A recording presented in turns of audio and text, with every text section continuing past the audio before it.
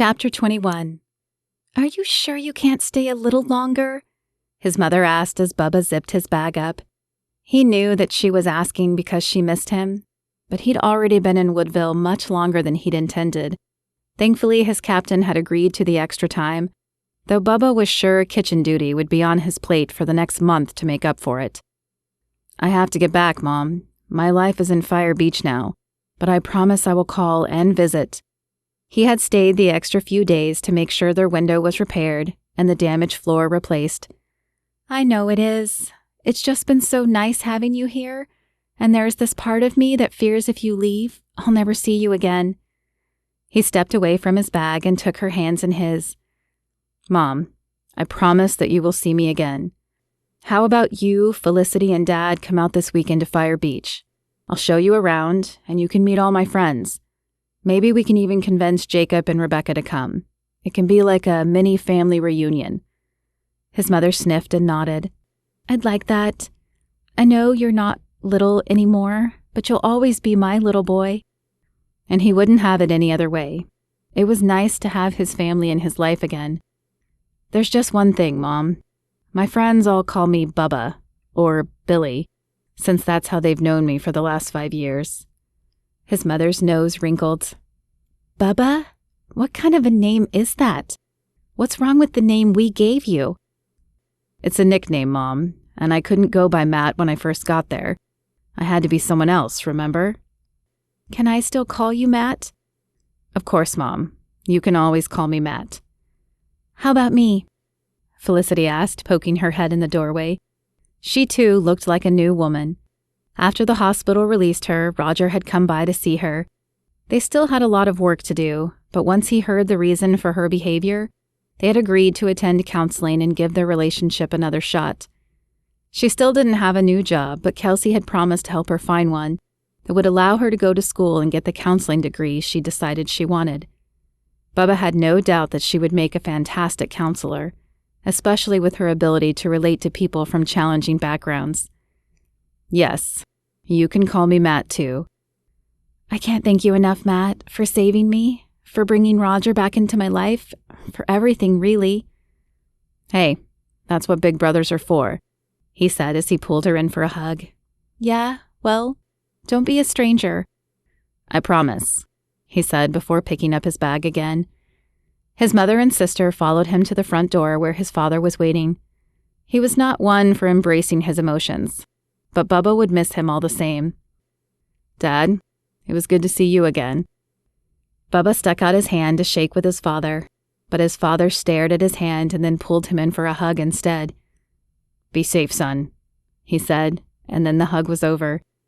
Bubba blinked as he tried to process the emotions running through him. I will, sir. And then a knock sounded at the front door. Makenna. She hadn't officially resigned from her post yet, but she had agreed to drive him back to Fire Beach and spend a few days talking to the police department there and looking at rental properties. That'll be Makenna. I love you guys, and I promise to come back soon. Makenna smiled as she glanced over at Bubba. The last few days with him had been amazing. He'd come with her to talk to every affected family and then let her cry on his shoulder when the emotions grew too heavy. Kelsey had let him and his parents stay at her house until his parents' house was fixed, and Makenna had spent every evening there with him. They'd done devotions together and talked about their plans for the future. It had felt like family, but now he was leaving, and she would hopefully be following soon. She'd discussed her decision with Tad, and he had agreed to take the job if she resigned. That only left getting him trained and selling her small house if she decided that Fire Beach was for her. She planned to do both after driving Bubba back to Fire Beach and spending a few days there. He'd said his friend Jordan might know of an opening in the force, and Kara had offered to let her stay at the bed and breakfast while she was in town. Makenna was excited, but also nervous. Woodville had been her home for the last several years, and though it held a lot of bad memories, it held some good ones too, and she would miss it. You ready to be home? Am I ever, he said. It was nice to see my family, and I'm glad they're back in my life, but this is my home. He smiled as they passed the sign welcoming them to Fire Beach. Makenna swallowed her nerves as she parked the car in front of Kara's bed and breakfast. Bubba had offered to get her settled before she took him home, but she was still a little nervous about staying with Kara. What if they didn't get along? What if she didn't fit in here? She pushed the thoughts aside as she opened her door. That was fear talking, and fear was a liar. She would be fine. Things with Kara would be fine. She simply needed to trust that God's hand was in all of this.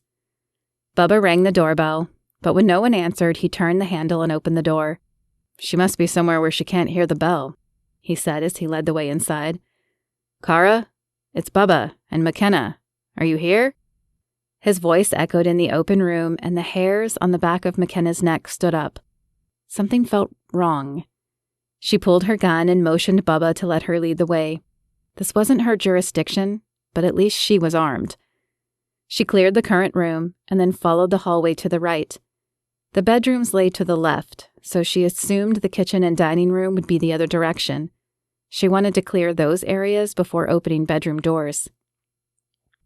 As she stepped into the kitchen, the sound of moaning reached her ears. She quickly crossed the room, dropping to the floor when she spied Kara laying on the floor. "Kara, are you okay?" Bubba had joined her and was carefully touching Kara's shoulder as Makenna pulled out her phone. "This is Captain Drake of the Woodville Police," she said when the 911 operator picked up. "I'm at Kara Hunter's bed and breakfast, and she's been injured. Please send an ambo and a local unit to 212 Whistler Avenue." "Yes, ma'am. I'm contacting them now. Please stay on the line until they arrive." "What happened here?" Bubba asked as he looked up at her. Makenna had no idea. What she did know was that the rest and relaxation she had been hoping for would have to wait. She may have just finished one case, but suddenly she found herself smack dab in the middle of another one. Want to find out what happened to Kara? Be sure to read Secrets and Suspense, coming soon. The end. This has been a reading of Never Forget the Past, a Men of Fire Beach clean romantic suspense. Written by Lorana Hoopes. Narrated by Lorana Hoopes. Copyright 2019.